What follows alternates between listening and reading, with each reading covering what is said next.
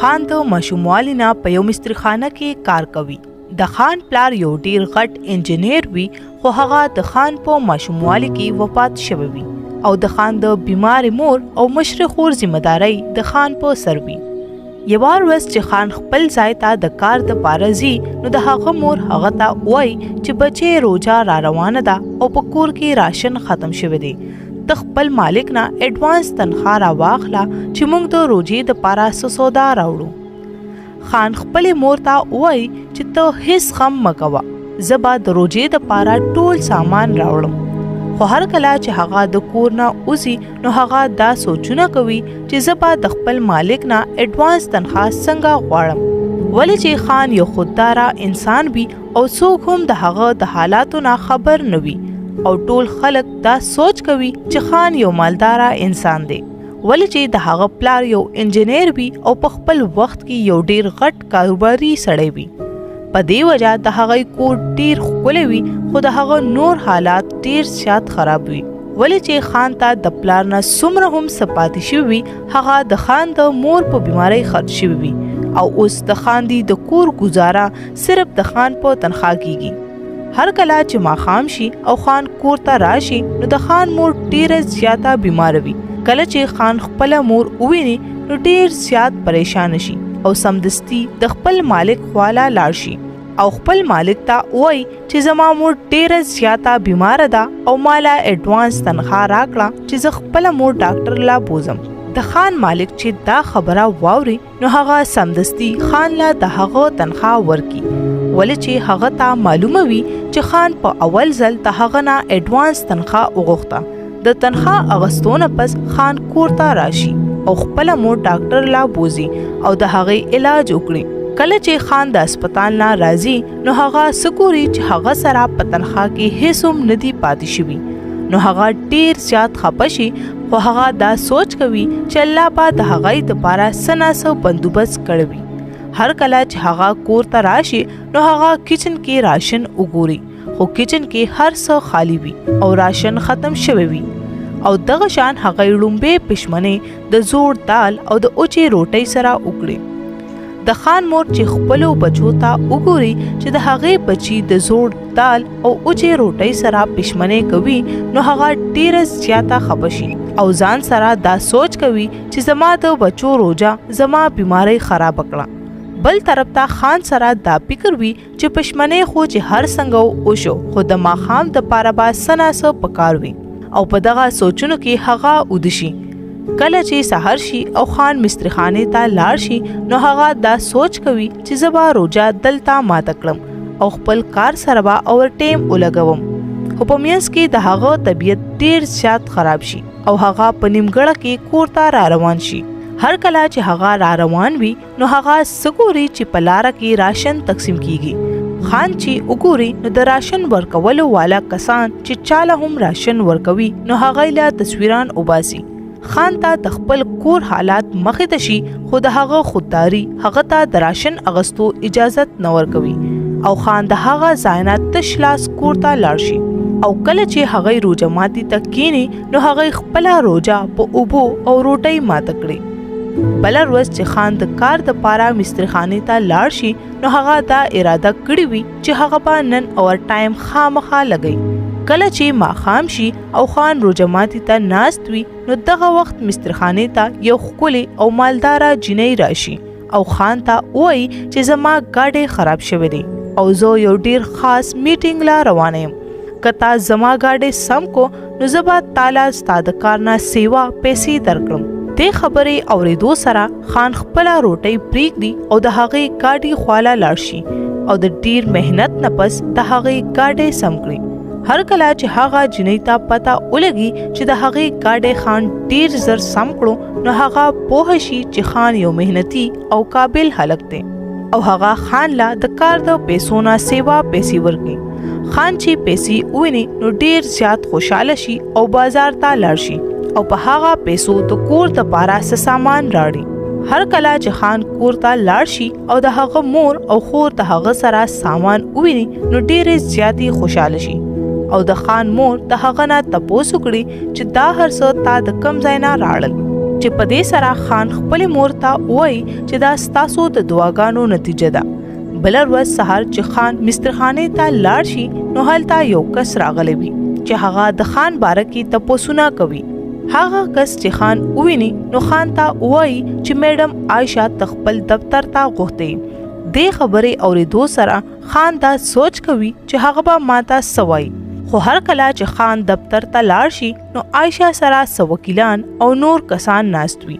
عایشه چې خان وویني نو هغه ته وایي چې ته هم دلته کېنه او ما چې ستا دپاره کم معلومات کړي دي هغه به ستا زندگی بدله کړي. دین پس عایشه خان ته وایي چې ته وړوکی وې نو د دغې مسترخانې مالک خو ستا پلار و، نو اوس د دې مالک بل کس ولیدی. چې په دې سره خان هغې ته وایي چې کله زما پلار وفات شوی نو هغه وخت زما شوم او د هغې نه پس ماته داسې ویلی شو چې دا مسترخانه موږ ستا د پلار نه اغوستې وه. دې خبرې اورېدو سره عایشه خان ته وایي چې دا هر څه دروغ دي او تا سره ډیره غټه دوکه شوې ده او دا مسترخانه ستا د پلار د مرګ نه پس په دوکه ځان ته کړې شوې ده، ولې چې ستا د مسترخانې مالک په یو وخت کې ستا د پلار نوکر و. هر کله چې خان دا خبره واوري نو هغه ډیر زیات غوسه شي او دا سوچ کوي چې د هغه د دې دوکې سره د هغه په زندګۍ کې څومره مشکلات راغلي دي. خو هغه د عایشه نه تپوسو کی چې تا ته د دې هر څه باره کې څنګه پته ده. چې په دې سره عایشه هغه ته وایي چې هر کله تا زما ګاډی سم کړو نو زما تا سره مینا پیدا شوه او د هغې نه پس ما ستا باره کې تحقیقات شروع کړل او ما ته دا معلومه شوه چې دا مسترخانه ستا ده او هغه وکیلان هم خان ته کاغذونه وښایي.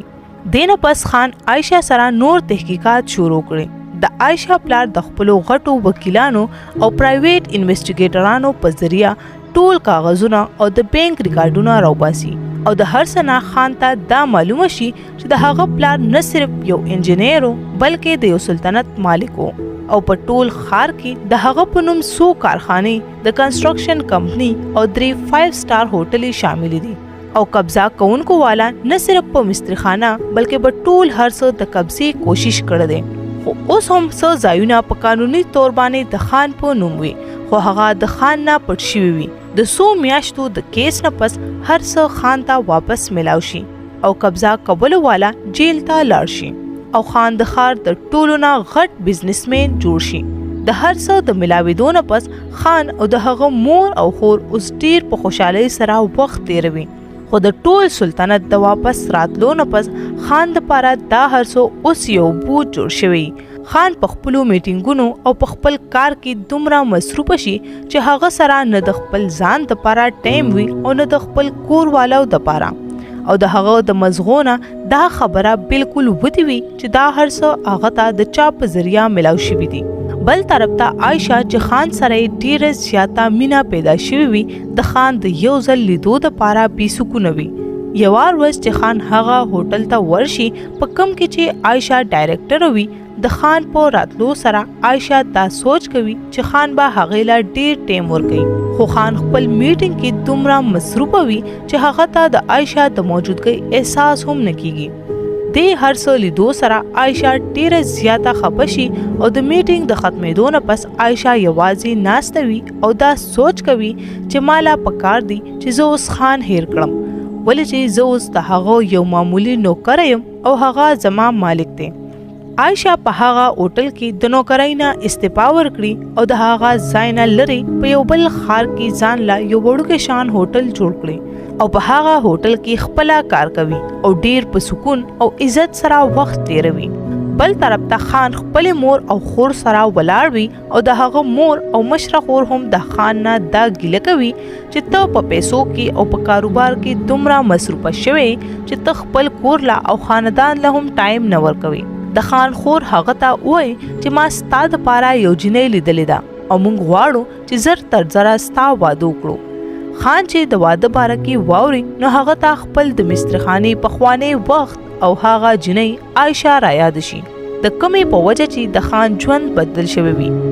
خان سمدستي خپل هغه هوټل ته ورشي او چې د عایشه تپوس وکړي نو د هوټل عمله هغه ته وایي چې هغې په دې هوټل کې ستا د میټینګ نه پس کار پرېښودی دی.